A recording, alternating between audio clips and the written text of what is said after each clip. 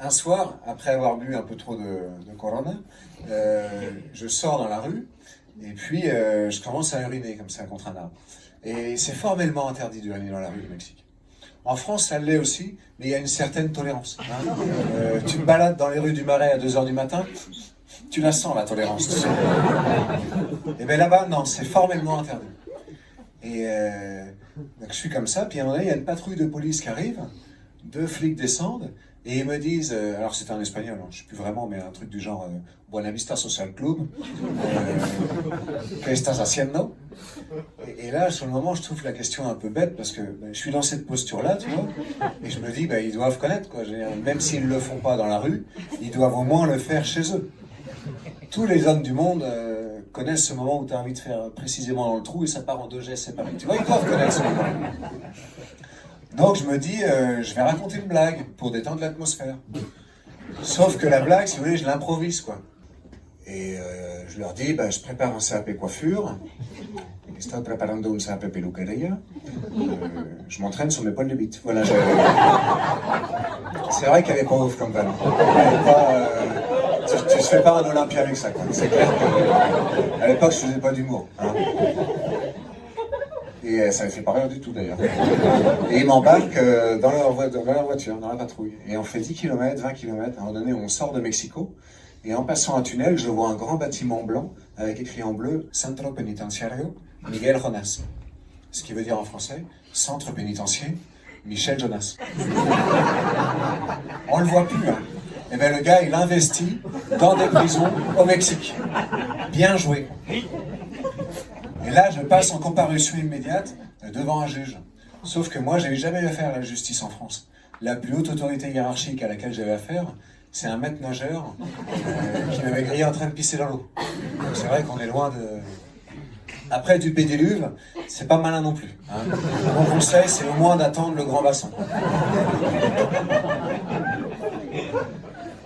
Et donc, il est devant moi, il m'intimide parce qu'il a son poncho rouge, là.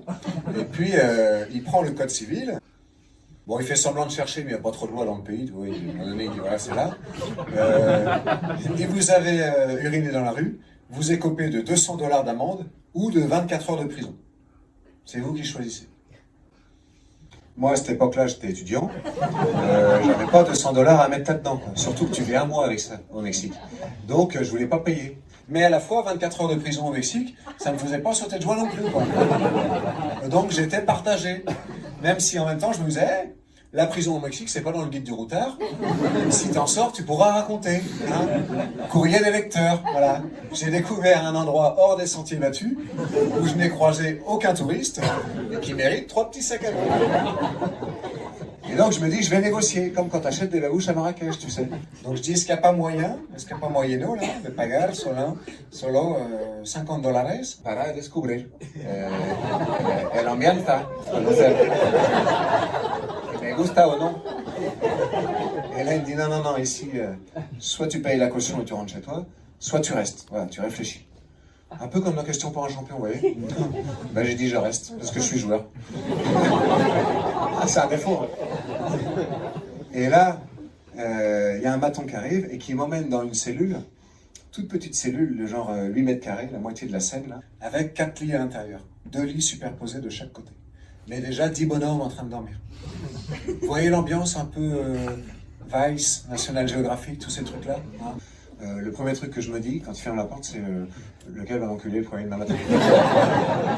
Je suis désolé pour le langage, mais franchement, dans ces moments-là, tu penses qu'à ça, quoi. T'es pas là de dire merde, j'ai laissé du linge dans la machine. Ça va sentir mauvais demain matin. En plus, j'ai pas mis d'assouplissant, suis-je bête. Et il y en avait un qui était plutôt balèze. Je me dis, si c'est lui, ça risque de faire mal. Ce qui est très con, parce que la taille du sexe n'est pas forcément corrélée au physique. Hein. Même si, à mon avis, Teddy Riner, quand il est à la Gaule, enfin bref. Et je suis en train de penser à tout ça.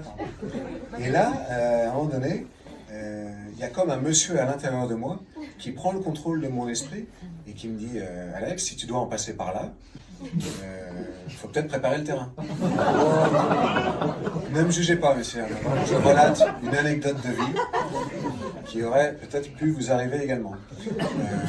Donc je commence à m'assouplir l'anus avec les doigts. rentrer principalement. Tu vois. Puis finalement, personne ne se réveille. J'avais les doigts qui sentaient la merde pour rien. Mais j'étais soulagé parce que j'avais évité le pire. Et puis j'avais découvert un truc qui...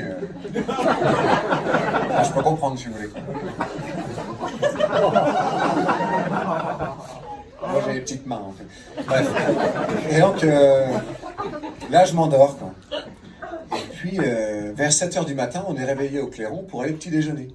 Alors je sais pas si c'est le fait d'avoir imaginé le pire qui m'a fait voir la vie en rose ensuite, mais j'ai trouvé le petit déj excellent. Franchement, niveau hôtel Mercure quoi. Il y avait du café mexicain, ni trop fort ni pas assez, comme je l'aime, de la papaye, qui est un fruit que j'adore, que j'ai mangé d'une main, et puis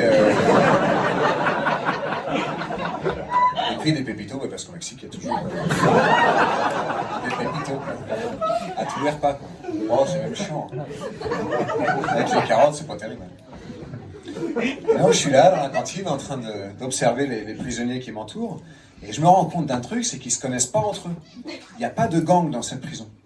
Et je comprends en fait que c'est une prison entonnoir. C'est-à-dire que tout le monde arrive là pendant la nuit, et en fonction de la gravité du délit, les gens vont être envoyés dans diverses prisons du pays. Voilà. Et d'autres vont rentrer chez eux comme moi. Donc ça me rassure parce que je me dis, potentiellement face à moi, il y a des gens hyper dangereux, mais d'autres un peu moins. Sauf que je sais pas qui est qui. Donc ça ne me rassure pas des minces non plus, quoi. Et j'ose pas aller leur demander un par un, usted est peligroso ou non peligroso? Mais je me raccroche au fait qu'ils savent pas non plus qui je suis. Sauf que bon, j'ai pas une tête à avoir braqué une banque, si tu veux, quoi. Moi, je rappelle juste que j'ai pissé dans la rue. Hein. Donc, sur l'échelle de la criminalité, hein, surtout au Mexique, je suis le maillon faible de la prison. Voilà. Et les maillons faibles dans les prisons, vous m'avez compris, quoi. Et alors là, il y a un type qui se lève, pas très impressionnant physiquement, mais quand même intimidant. Le gars avait notamment des larmes tatouées ici. Je sais pas si vous avez déjà vu ça. Quand tu croises un gars comme ça dans la vraie vie, tu te dis, à mon avis, celui-là en semaine, il fait pas pousser des endives. Clairement, il est pas dans le business de la salade. Et là, il s'approche de moi, il me fait, tout. ¿Por qué estás aquí? Et là, je sais pas pourquoi, il y a un monsieur à l'intérieur de moi, ben, sans doute le même mec qui tout à l'heure, qui revient avec ses bonnes idées, tu vois, et qui prend la parole à ma place. Qui dit, j'ai buté un mec, et toi? Et là, le mec, il baisse la tête, il fait, moi, j'ai pissé dans la rue. Et là, je